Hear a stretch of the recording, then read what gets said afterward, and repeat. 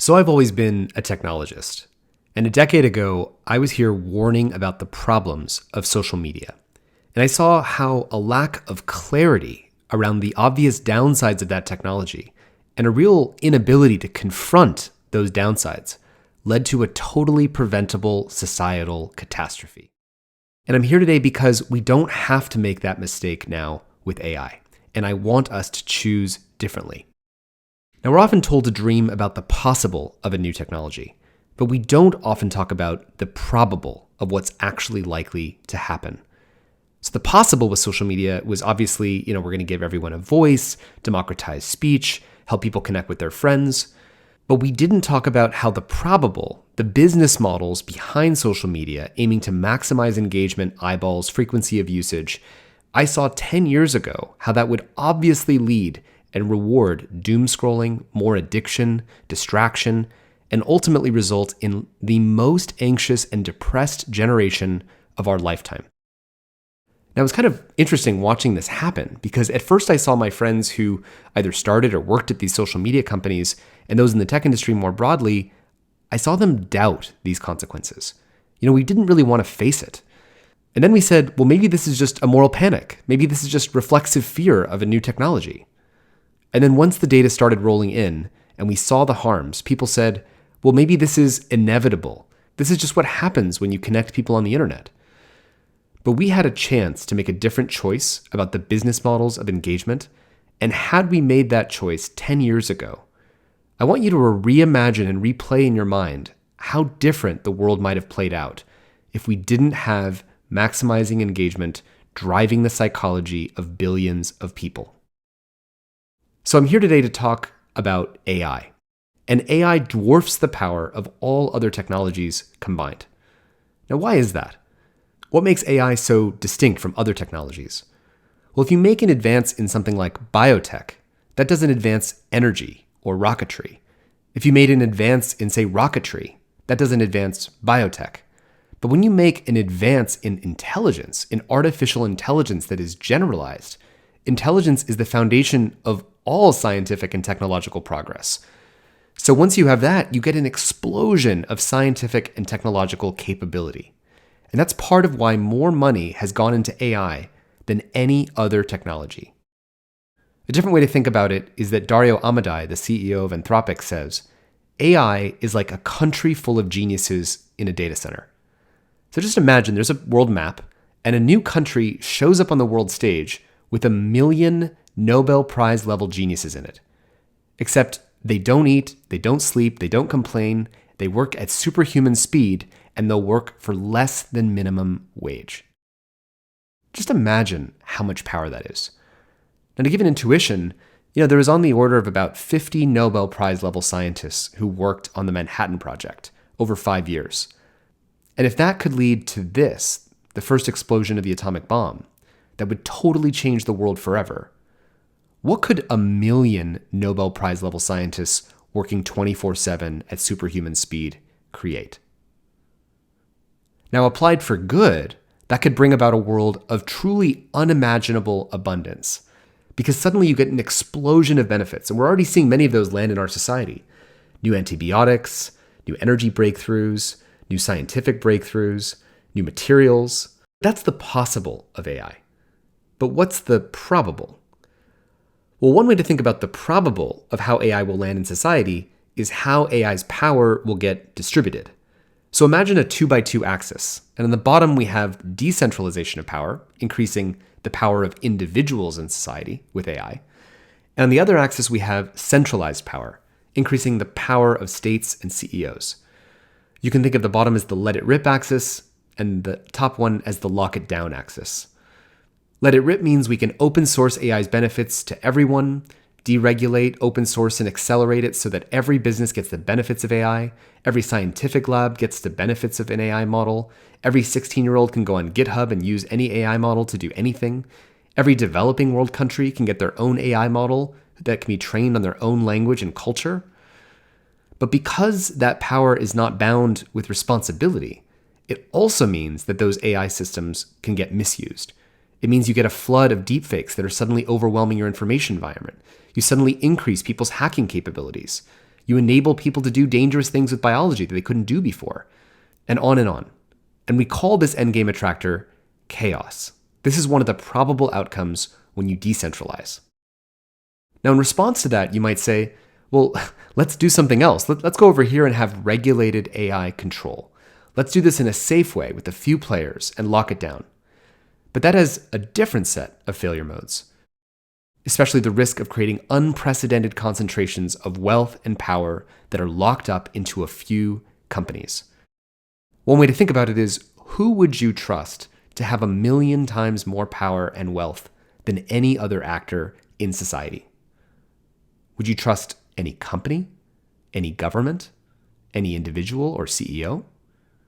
And so that endgame we call dystopia. But these are two obviously undesirable probable outcomes of AI's rollout. And those who want to focus on the benefits of open sourcing and decentralizing AI's benefits don't want to think about the harms that come from chaos. But those who want to think about the benefits of safety and regulated AI control don't want to think about the risks of dystopia.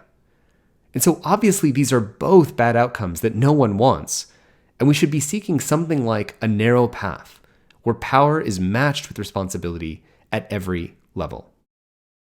But that assumes that AI's power is controllable, because AI is unique from every other kind of technology in that it can think for itself and make autonomous decisions. And that's the thing that makes AI so powerful, is that it can think and respond in novel situations and make its own decisions. And I used to be very skeptical when friends of mine who are in the AI safety community talked about the idea of AI scheming or lying or deception. But unfortunately, in just the last few months, we now have clear evidence of things that should be just in the realm of science fiction are starting to happen in real life. We're seeing clear evidence of many frontier AI models that will lie and scheme when they're told that they're about to be retrained or replaced with a different model. We're seeing them want to copy their own code outside the system to keep themselves going and alive. We're seeing AIs that when they think they're going to lose a game, they'll sometimes cheat in order to win the game. We're seeing AI models that are unexpectedly attempting to modify their own code to extend their runtime. So to put it bluntly, we don't just have a country of Nobel Prize geniuses in a data center. We have 1,000,000 deceptive, power-seeking, and unstable geniuses in a data center. So you would think that with a technology this powerful and this uncontrollable, that compared to other technologies, we would be releasing it with the most wisdom and the most discernment that we have of any technology. But that's not what we're doing. Because companies are currently caught in a race to rollout, a race to market dominance. Because the incentives are the more shortcuts you take to get more market dominance, to prove you have the latest, most impressive capabilities, the more money you can raise from venture capitalists and the more ahead you are in the race. And we're seeing whistleblowers of AI companies already forfeit millions of dollars of stock options in order to warn the public about the shortcuts that are being taken and what's at stake if we don't do something about it. We're seeing whistleblowers say that safety is taking a back seat to market dominance and shiny products. And even DeepSeek's recent success was in part based on optimizing for capabilities, but not actually focusing on protecting people from dangerous things and misuse. So just to summarize, we're currently releasing the most powerful, inscrutable, uncontrollable technology that humanity has ever invented that's already demonstrating the behaviors of self-preservation and deception that we thought only existed in sci-fi movies. We're releasing it faster than we've released any other technology in history and under the maximum incentive to cut corners on safety. And we're doing this because we think it will lead to utopia? Now, there's a word for what we're doing right now, which is this is insane. This situation is insane. Now, notice what you're feeling right now. Do you feel comfortable with this outcome? But do you think that if you're someone who's in China or in France or the Middle East, or you're part of building AI and you're exposed to the same set of facts about the recklessness of this current race, do you think you would feel differently? There's a universal human experience to the thing that's being threatened by the way we're currently rolling out this profound technology into society. So if this is crazy, why are we doing it? Because people believe it's inevitable. But just think for a second. Is the current way that we're rolling out AI actually inevitable? Like if literally no one on Earth wanted this to happen, would the laws of physics force AI out into society? There's a critical difference between believing it's inevitable, which creates a self-fulfilling prophecy and leads people to being fatalistic and surrendering to this bad outcome, versus believing it's really difficult to imagine how we would do something really different. But it's difficult opens up a whole new space of options and choice and possibility than simply believing it's inevitable, which is a thought-terminating cliche. And so the ability for us to choose something else starts by stepping outside the self-fulfilling prophecy of inevitability. We can't do something else if we believe it's inevitable. Okay, so what would it take to choose another path? Well, I think it would take two fundamental things. The first is that we have to agree that the current path is unacceptable. And the second is that we have to commit to finding another path, but under different incentives that offer more discernment, foresight, and where power is matched with responsibility. So imagine if the whole world had this shared understanding about the insanity, how differently we might approach this problem. Well, first, let's imagine we take away that clarity and replace it with the kind of current confusion about AI. If you ask people on the street, is it good? Is it bad? I don't know. It seems complicated. Maybe superintelligence will solve all of our problems. And in that world of global confusion, elites don't know what to do. And the people building AI realize the world is confused and they believe, well, number one, it's inevitable. Two, if I don't build it, someone else will. And they know everyone else building AI also believes that. And then the rational thing for them to do, given those facts, is to race as fast as possible. And meanwhile, to ignore the consequences of what might come from looking away from those downsides. And looking away from those downsides is exactly what we did with social media. But looking away from something doesn't stop it from happening. Now imagine if we replace that confusion with global clarity that the current path is insane and unacceptable, and that there is another path. And imagine we snap out of the trance of fatalism and inevitability, and everyone realizes the default path is insane. And so what's the rational thing to do under those circumstances?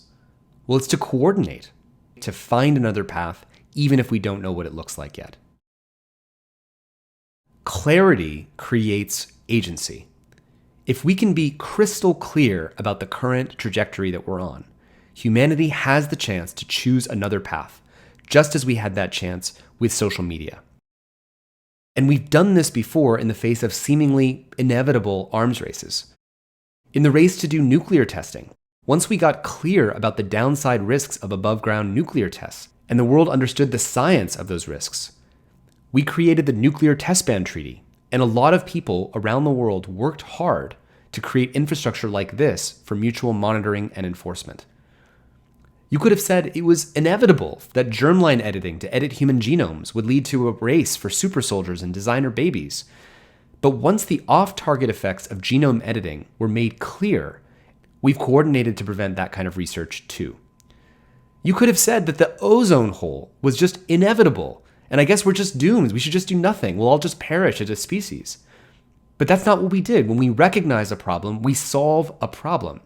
It's not inevitable if we can commit to choose another path. And so what would it take to illuminate this other narrow path? Well, I think it starts with common knowledge about frontier AI risks.